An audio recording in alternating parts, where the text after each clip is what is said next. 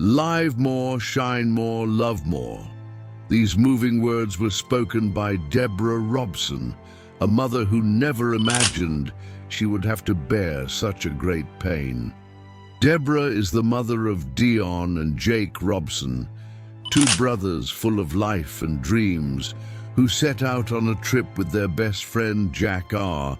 in search of unforgettable adventures.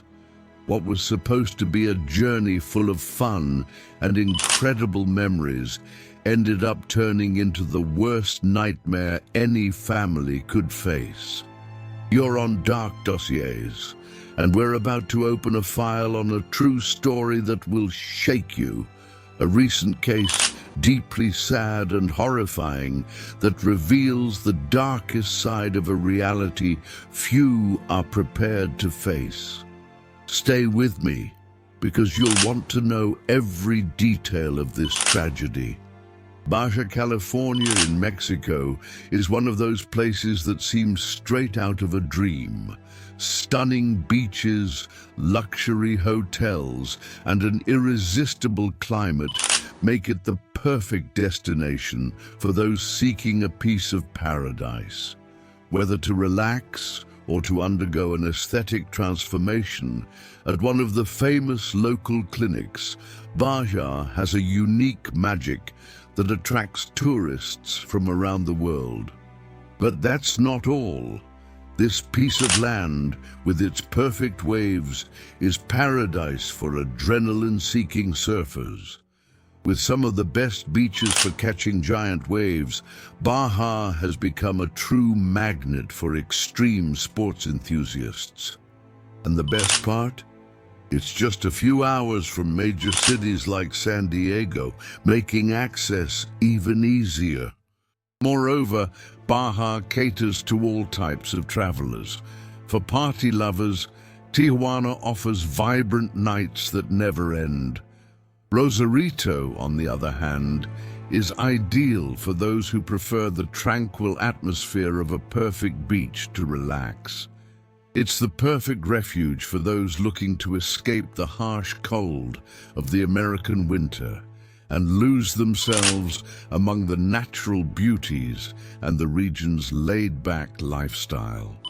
Despite all the charm and undeniable beauty of Baja California, the region casts a heavy shadow when it comes to safety, especially in the city of Tijuana.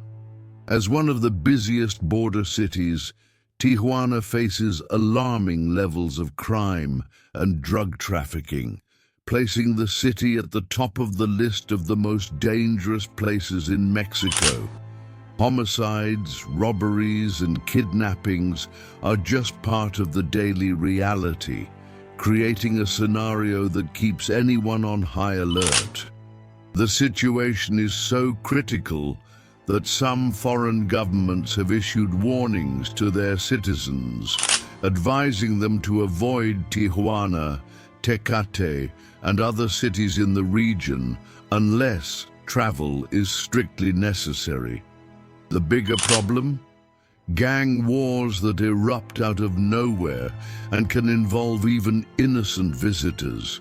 These battles make the region unpredictable and deadly, leading many tourists to rethink their travel plans and, in some cases, to completely abandon visiting Baja.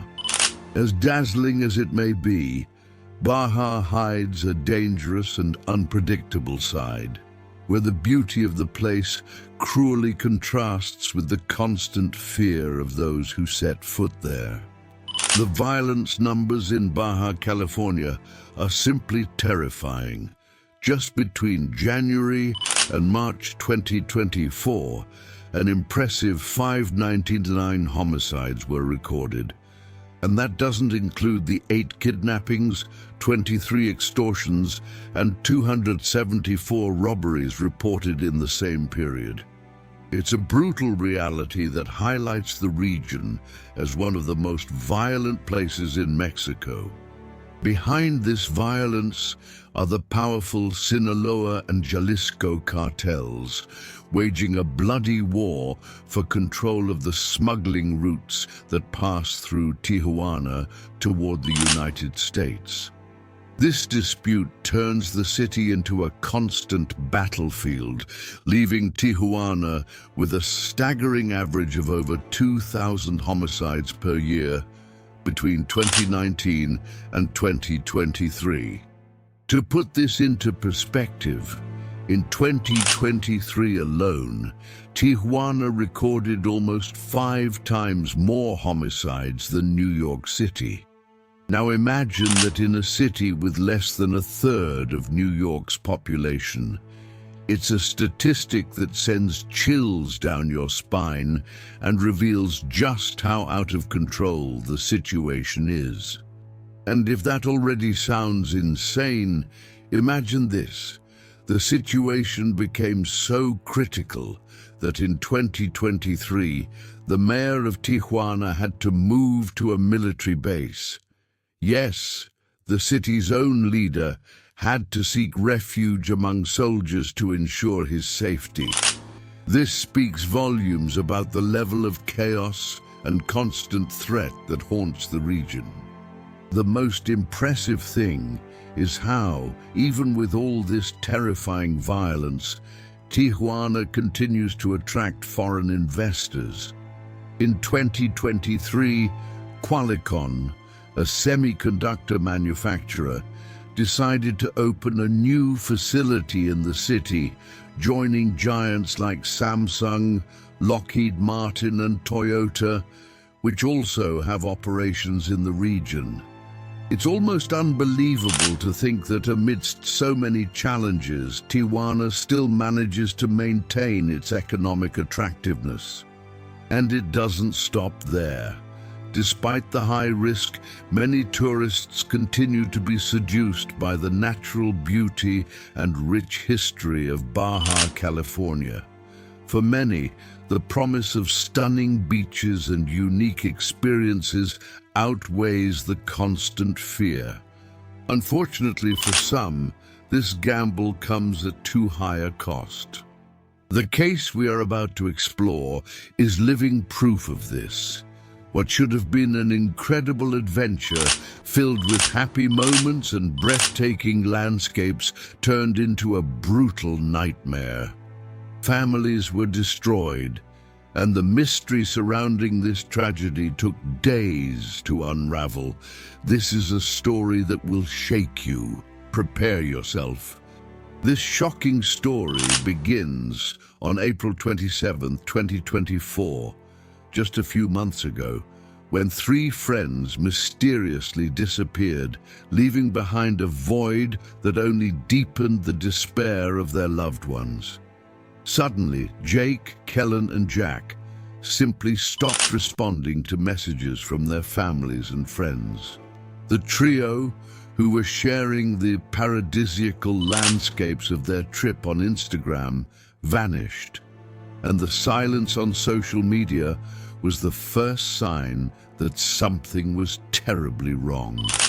The mystery became even darker when the 3 did not show up at Arbinib in Rosarito, where they were supposed to spend the night. This detail raised alarms among their acquaintances, leaving everyone gripped by a feeling that the worst had happened. As days passed, fear gave way to anguish, as each clue found only raised more questions than answers. To understand the devastating impact of this crime and what really happened to these young men, we first need to delve into the lives of the victims.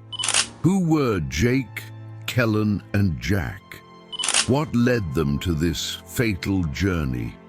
This is a tragedy that goes beyond a simple disappearance. It is a story of interrupted dreams and a mystery that cries out for justice. Con Robson, the eldest of the 3 friends, was a 33-year-old man with a life full of achievements and dreams. As a professional lacrosse player, he had already represented the Australian national team, a feat that alone demonstrates his dedication and talent. He was also a graduate of Stevenson University in Maryland, where he excelled not only in lacrosse, but also as an active member of the athletics club. But beyond titles and sports, Con was a gentle soul. He deeply valued moments spent with friends, family, and even his pets. Surfing was one of his great passions, and he loved traveling to find the best waves, always in tune with the nature he so adored. Those who followed Con on Instagram knew him as someone who perfectly balanced his love for life, sports, and well-being. However, Con's greatest dream went beyond surfboards and lacrosse fields. His heart was in Australia, his homeland, where he planned to build a future with his girlfriend, Emily, and start a beautiful family. Despite the challenges he faced like anyone else, Con was someone who made a point of living each day intensely, enjoying the best that life had to offer. He was much more than an athlete, a man full of love, dreams, and determination. His brother, Jake Robson, was only 30 years old, and despite being a medical doctor graduated from the University of Notre Dame in France, was also a true traveler. He loved exploring the world and documenting every place he visited, always with a keen and curious eye. Some of his trips had a greater purpose, helping underprivileged children, something he did with an open heart. Like his brother, Jake was also passionate about surfing, seizing every opportunity to catch waves and connect with nature. Jack Carter R., also 30 years old, was another example of a life full of energy and purpose. Extremely active, he worked in various places throughout his life and even founded his own clothing company. Additionally, Jack was passionate about soccer, having played professionally for Deportivo Mexico in Guatemala's top national league. But soccer wasn't his only passion. He also loved other sports, such as surfing, which brought him even closer to the Robson brothers. Jack also had an altruistic side that touched everyone around him. He dedicated time to volunteer work in places like South Africa, Guatemala, and Mexico, always seeking to make a difference. Furthermore, he actively engaged in causes aimed at securing scholarships and donations for those in need. Jack was the type of person who turned every opportunity into a chance to help others and make the world a better place. The most painful part of this story is that Jack was about to marry his fiancée, Nayli, on August 17th. The couple had announced their engagement months earlier with a series of photos filled with love and anticipation, showing how excited they were for the big day. But tragically, that day never came for either of them. And as we have seen so far, besides being extraordinary individuals, Con, Jake, and Jack shared a passion: surfing. It was this passion that led them to accept Con's invitation for a trip to the paradisiacal Baja California. But the destiny of this journey began to be shaped a few weeks before, when Con met Rand Dibley, a photographer passionate about capturing the beauty of beaches and waves. In the 80s, Rand had been a professional surfer, and their shared passion quickly made them friends. Rand told Con about La Boca, an almost secluded beach near Tijuana, Ensenada, a place that, according to him, was perfect for surfing and relaxing without worries. Rand had frequented the area since childhood and had never encountered any problems there. In fact, a few weeks earlier, he had camped alone in the area without any incidents. Excited by the idea of doing something special around his birthday, and knowing that his brother Jake and his friend Jack would be nearby, Khan decided that La Boca would be the ideal destination. The trio even invited Rand to join the adventure, and he accepted enthusiastically. However, a few days before the trip, Rand had to cancel due to personal commitments. Still, he drew a detailed map to help them find the beach, and that was enough for the three to decide to go ahead. On April 26th, Con, Jake, and Jack crossed the border and took Highway 1, beginning their dream journey. The first destination was Rosarito Beach, a location known for its excellent waves.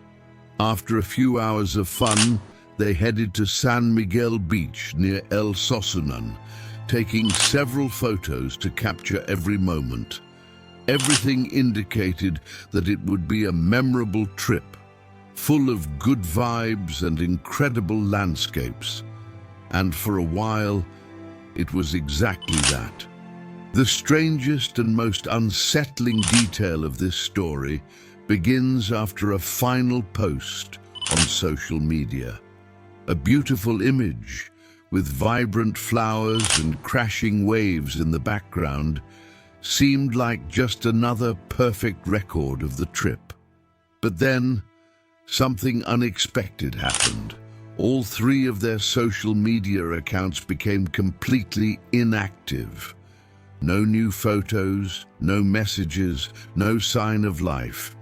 And this was definitely not normal. The silence became even more disturbing when the three also stopped responding to messages from friends and family. Communication, which had been constant up to that point, ceased abruptly, leaving everyone with a growing feeling that something terrible had happened. Worry turned into anguish when they did not show up at the reserved Arbinib in Rosarito, where they were supposed to spend the night. This was the breaking point, the moment it became clear that the trio was missing. On April 30th, the absence of any sign of them confirmed the worst. The three surfers had disappeared without a trace. What began as a trip full of expectations was now a dark and distressing mystery. The search for the Robson brothers officially began when a close family friend filed a police report at the Baja California Public Ministry. But the case only gained attention the next day when Deborah Robson, mother of Dion and Jake, took to social media with desperate messages on Facebook asking for public help to find her children. Her words deeply touched everyone, and the internet was quickly overwhelmed by a wave of emotion and solidarity. As days passed, the disappearance of the trio gained increasing attention. 10 days after the disappearance, several newspapers began reporting on the case, and the mobilization of people and authorities for the searches grew exponentially. It was then that the police discovered the three friends' plans to visit La Boca Beach, which led investigators to the last place they had been. When authorities arrived at the trio's campsite, the scene they found was terrifying. There were bloodstains scattered around the area, marks on the ground indicating that something heavy had been dragged in a hurry, and clear signs of destruction. The tents were burned, exactly as described by the family, and everything pointed to a brutal and sudden attack. What was previously just a case of disappearance was now turning into something much more dreadful. In light of this grim discovery, the Attorney General of Baja California, Eliana Andrade, made a statement that made the impact of the situation clear. "We suspect they were violently assaulted and doubt they are still alive." These were the somber words of Baja California's Attorney General, Eliana Andrade, marking a turning point in the case. Despite all of the police's efforts, there was no sign of the three friends, not even of Kellen's Chevrolet Colorado pickup truck. But this situation changed when just 6 kilometers from the campsite, the pickup was found almost completely burned in an isolated location. With this discovery, the search intensified. The Mexican police did their best to calm the public, but the truth only grew more frightening. A few kilometers from where the evidence had been found, officers located a deep well near San Tomas de Costa, and it was there that the tragedy was confirmed. The bodies of Jake, Kellen, and Jack were found. Brutally murdered, their lives were coldly taken just a few kilometers from the destination they had so eagerly awaited.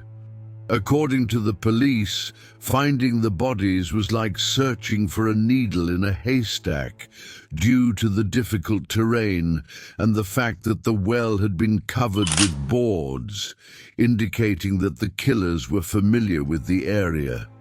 This suspicion was reinforced a few days later when one of the victims' phones was turned on.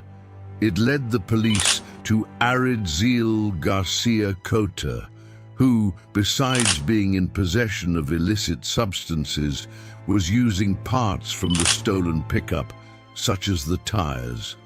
Two other suspects, Jesus Gerardo Garcia Cota and Christian Alejandro Garcia, were also arrested. Both had extensive criminal records, including kidnapping, domestic violence, and vehicle theft. The investigation revealed that the trio was targeted by the criminals because of the Chevrolet Colorado pickup, an expensive and flashy vehicle. During the attack, the criminals violently announced the robbery.